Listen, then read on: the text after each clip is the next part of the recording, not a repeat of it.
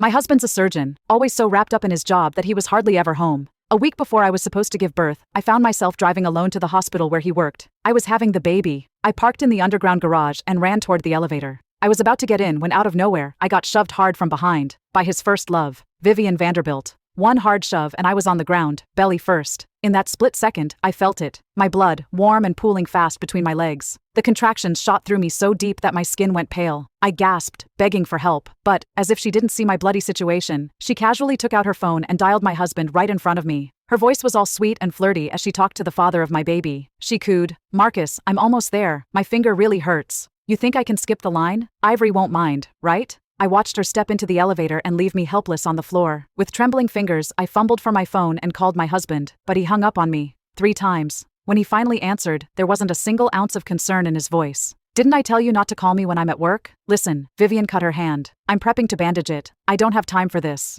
Just like that, he ended the call before I could even say a word. I closed my eyes, feeling myself slipping. I don't know what would have happened if it wasn't for a doctor passing by. He saw me and rushed me to the ER. Right before the operation, the doctor told me I needed a family member to sign the pre-op form. I had no choice but to call my husband again, forcing myself to stay awake, to explain what happened. I barely managed to say I'd fallen, and I needed him to sign. But before I could even get to the point, he snapped. "For Pete's sake, Ivory, stop freaking out every time Vivian's name comes up. Our baby was fine earlier, and now that I helped Vivian, something suddenly happened to you again. Come on, don't use the baby to manipulate me. I've got real emergencies to deal with. Security cameras are literally everywhere in this hospital. What do you think Vivian and I are doing? Damn it, stop being paranoid. I'm working with nerves and blood vessels here. One wrong move could be fatal. If you're gonna argue with me about this, I don't need to explain myself anymore. Think what you want." The blood kept pooling under me, soaking the hospital bed. Time was running out, so the doctor beside me took the phone to explain, but Marcus had already hung up. I forced a bitter smile. "I'll sign it myself," I said. "I don't have any family." The nurses around me exchanged sympathetic glances. I signed over and over, with my hand shaking, and finally, they wheeled me into surgery. The lights were harsh and blinding. That was the last thing I remembered. The next thing I knew, my belly was flat. Just a raw, stitched-up wound was left. I looked around the room, but the baby, I didn't see my baby. Where was my baby? Panicked, I tried to sit up despite the pain, until a nurse who was about to change my bandages stopped me. She must have seen the desperation in my eyes, her face full of that gentle sympathy I hated. "I'm so sorry. Your baby didn't make it." It felt like someone had ripped the earth from under me. I collapsed back on the bed, and tears just poured out. I didn't even feel the pain of her changing the bandages. I'd been married to Marcus for 5 years. For 5 years, he'd put his first love first, time and time again. I used to ask him about it, and we'd fight. He always said she was just like a sister. I loved him, so I believed him. I kept making excuses for why he was so cold. I thought once the baby came, he'd finally come back to me, back to our family. But in the end, his first love wrecked our home. What cut hand, what bandages? Since when does a top surgeon like him need to deal with something that minor himself? Those were all just excuses. He loved her. He always had. He'd do anything for her. And when she came back into his life, I lost him.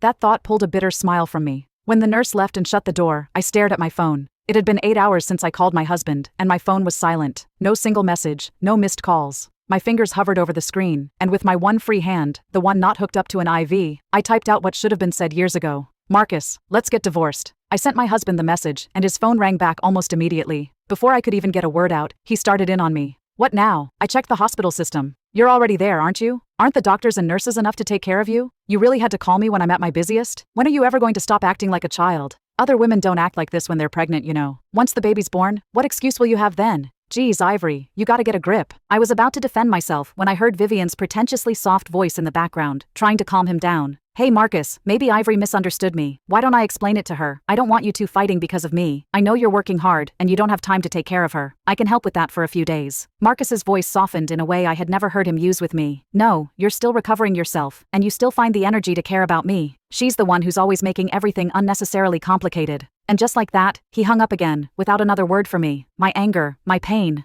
both felt so small against his indifference. Since I got pregnant, I never asked him for anything. I knew how busy he was, so I handled it all, taking care of myself and managing the house. And yet, there he was, tearing me down in front of the woman who had killed our baby. A bitter taste rose in my throat, my breath trembling as I tried to hold back everything building inside. Numbly, I sent him another message. I wanted to explain that I wasn't just being difficult. I wanted to tell him that I had thought long and hard about leaving, about the divorce. But when I hit send, all that came back was a red exclamation mark. My husband had blocked me. My fingers hovered over the screen, while a bitter smile pulled at the corners of my lips. Later, when the nurse came to change my bandages, I casually asked about the security cameras near the elevator in the parking lot. It turned out, they'd been broken for 2 days, still not fixed. No wonder Vivian, that bitch, had the guts to act innocently in front of my baby's father. I lay there, staring at the ceiling, my teeth clenched to stop the pain from the blood-soaked bandage pulling at the cut across my stomach. After half an agonizing hour, the nurse finally left. And that's when I heard my husband's voice outside the door. If you want to go see her, go ahead. I can't stand the sight of her. Every time I see her, she starts something. I'll just wait here. Then, the door creaked open, and the woman who killed my baby stepped inside.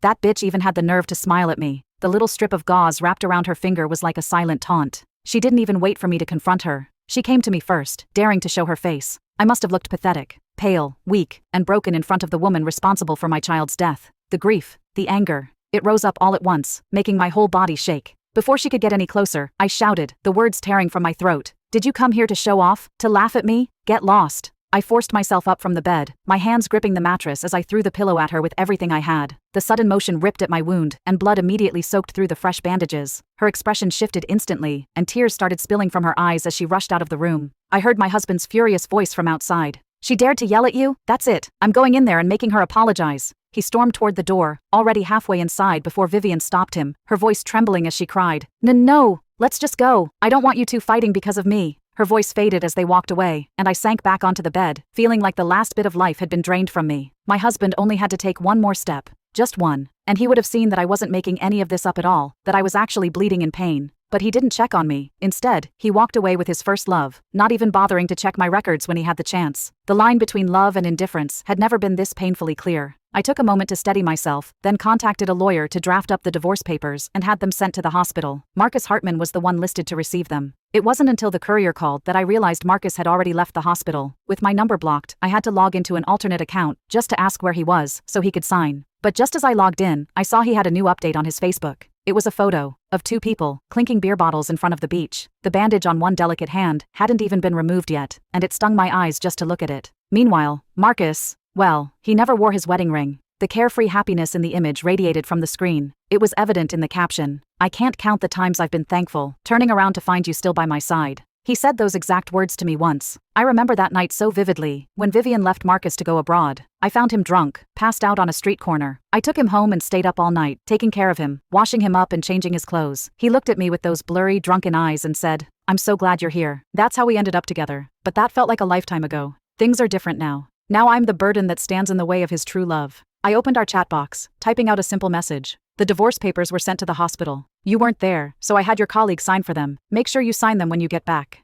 No sooner had I sent it than he replied with a voice message. I hesitated, but played it anyway. His voice was harsh, filled with irritation. I've already taken time off work, and I still can't avoid you? Just because I didn't take you for your delivery prep? Seriously, Ivory, how long are you going to drag this out? Did you really have to drag my colleagues into this shit? Are you not embarrassed enough? You were the one who cried about wanting a baby. What kind of a pregnant woman, about to give birth, is still getting jealous? If you won't think about yourself, at least think about the baby. You're too selfish to even be a mother. I just stood there, stunned, as his accusations sank in. It was unbelievable how he was turning this around on me. Just as I was about to respond, I heard her voice again, Vivian, soft and sweet, calling my husband's name. Hey Marcus, look at this shell. Isn't it pretty? Let's take it home as a memory. Thanks for coming with me to the beach, even with your busy schedule. This is for you. As she got closer, I heard a subtle edge of nervousness in her tone. Oh, are you talking with Ivory?